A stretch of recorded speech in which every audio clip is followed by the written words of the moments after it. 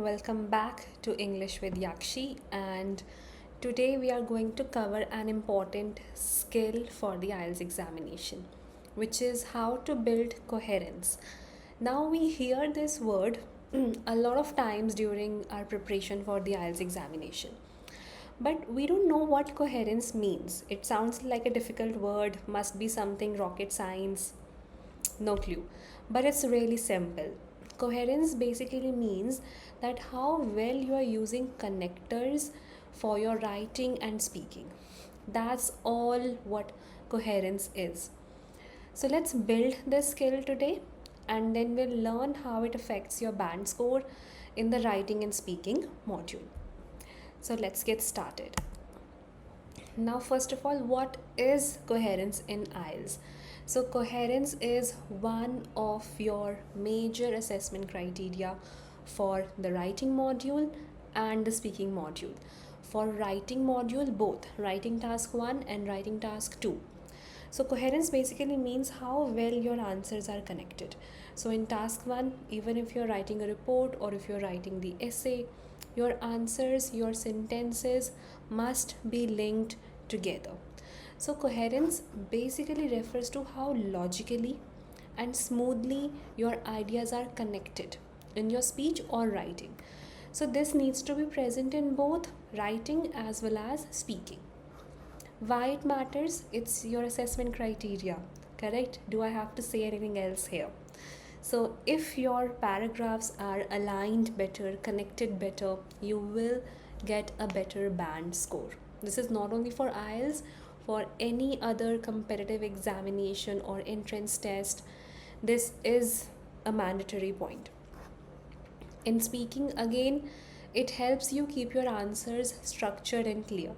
If you're talking about your favorite hobby and you've mentioned everything, but it doesn't have a logical flow, it doesn't have a connection, you are going to lose points for that. And believe me, there are a lot of good students who give really good answers, but if their speech is not connected, I particularly feel bad because they're not getting their desired score just because they are not using the connectors well. So that's why I wanted to make a special video on coherence. Usually this is not something which is given the personal attention, but I wanted to bring this to the table. So let's understand. Now you need to use appropriate connectors to organize your ideas. Now this is something which we are going to understand in detail today. So I'll take you to the next one. Now see, the role of connectors in coherence is really important, and you need to understand where what kind of connector should be present. Just because I'm saying add connectors, it does not mean that you'll add any connector from the world into your sentences. No, we need to get a good band score. We don't want deductions because of the misuse of connectors. So, connectors are important because they signal relationships between ideas. If you're talking about how to make a sandwich, you're not going to say as compared to, moreover, in addition. No, you're going to say firstly, secondly, thirdly. So, the type of connectors really puts you in a better place if you use them correctly. Now, in IELTS, well chosen connectors improve your writing task 2 and your speaking part 2 and part 3 responses. So, I'm going to take them side by side. We are going to discuss A, the different type of connectors, and B, how you can use them in writing and speaking. I'll give you separate examples so that you don't get confused. So, be really attentive throughout this lesson, and if you want to make notes, pause anytime you want and jot down the content on the slide. Okay, now this is the first one. When we use connectors for adding similar ideas, okay, so the purpose is to add more information or build on a point. Okay, so if you are talking about how to make a sandwich, you are building on the previous point. That firstly, you take 2 slices of bread, secondly, you put butter. So now your secondly is built on the previous one. Okay, so some of the examples are in writing, you can use furthermore, additionally, in addition to, moreover. These are some of the connectors which you can use for your writing purpose. For speaking, you can use firstly, secondly, thirdly. I just discussed these ones, and always use it while you're explaining someone to make something or to build something. Also, and on top of that, what's more? So these are some quick ones which will help you to connect your sentences really well. And the very mistake which students do, they mix up the connectors for speaking and writing. Some of them can be repurposed. You can use furthermore, additionally, in addition to, but they are a little bit bookish. Or I would say they are academic connectors which are more suited towards your writing. In speaking, you have to be more conversational. So you can say, on top of that, what's more? Another thing which is there in my mind is this. So in speaking, you need to be more conversational.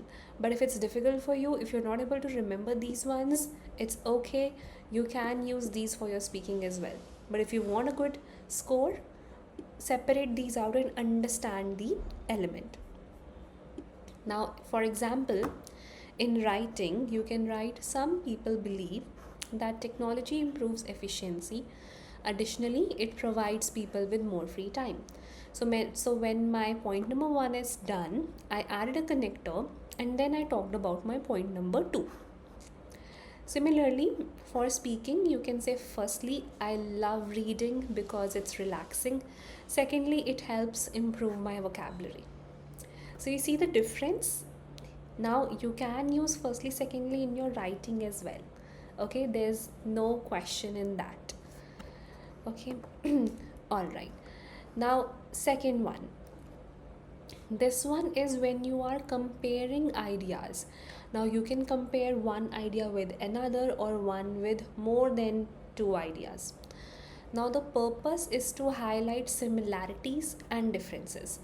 Now in writing, this is a wonderful go-to method for your writing task 1 when you're writing a report. So you can use similarly, in the same way, on the contrary, in contrast, however, on the other hand.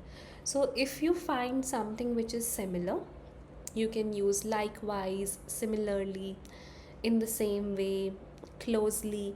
But if something is opposite, something is contradicting, then you have to use on the contrary, in contrast, however, on the other hand.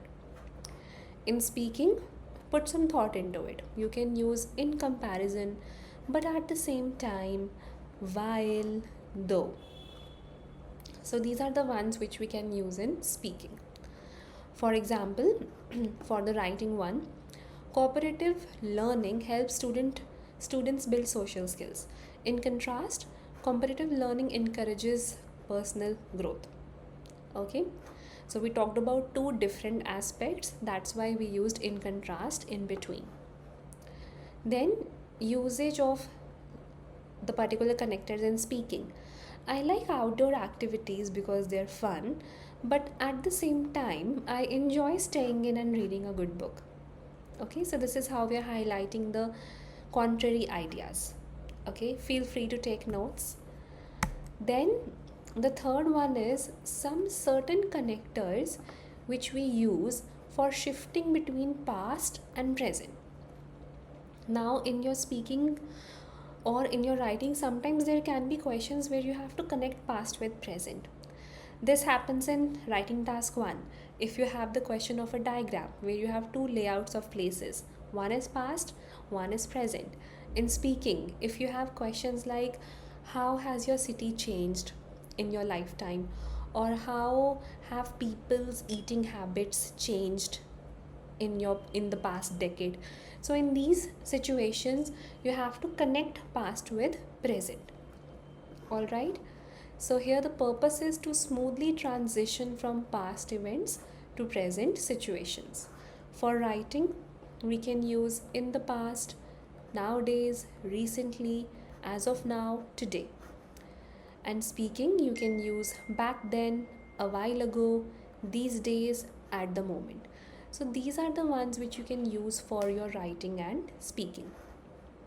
For example, in writing, you can say in the past, people relied on landlines for communication. Nowadays, mobile phones have become the norm. Then, for speaking, we have a few years ago, I wasn't that interested in fitness. These days, I go to the gym regularly. So, whenever you are shifting from past to present, you can make use of these connectors. Okay, so now some general tips for using connectors in your IELTS writing and speaking.